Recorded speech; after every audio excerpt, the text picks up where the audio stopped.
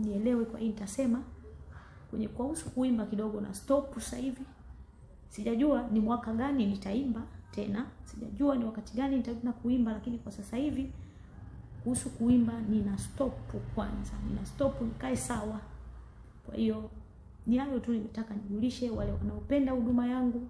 Kwa sasa Martha, kuimba nina stop, siko sawa. Utagundua sababu aliyekuja kuwa sababu ya mpaka Martha Mwipaja amefikia huko alikofikia ni yule binti.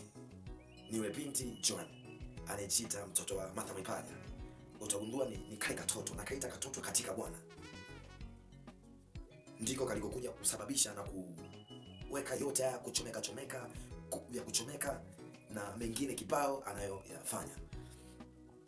Mimi nataka niongee hili jambo, niongee ya kwamba haya yanayotokea, pana jambo la kujifunza. Pana jambo la kujifunza. Wakati fulani unaweza kawa kwenye kifungo fulani, ama unaweza kawa kwenye eneo fulani ambalo unahitaji msaada. Lakini wewe uliyepo kwenye hilo shimo, usijione kama upo shimoni.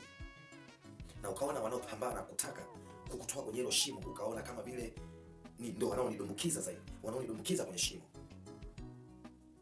Bila shaka anahitaji msaada sana, lakini kuna nini nyuma ya haka katoto, haka kabinti?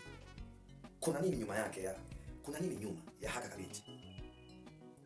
Maana mamake alivyoongea, ukimsikiza kwa makini utaona sababu ya yote, yani mpaka Martha akafikia eneo hilo, sababu ya yote ni haka kabinti. Na ni kitu ambacho sio cha kawaida. Ficha nyuma ya haka kabinti. Inawezekana kuna siri iliyojificha nyuma yake ambayo hatujui, ambayo mbele siku si nyingi tutajua siri iliyojificha nyuma ya haka kabinti. Nini kilicho nyuma ya huyu binti? Kitakachokwenda kutokea ni kitu ambacho tutajifunza. Na wengi wanamshutumu huyu binti ya kwamba kubwa tuka kwake kunaweza kukaja kukamponza.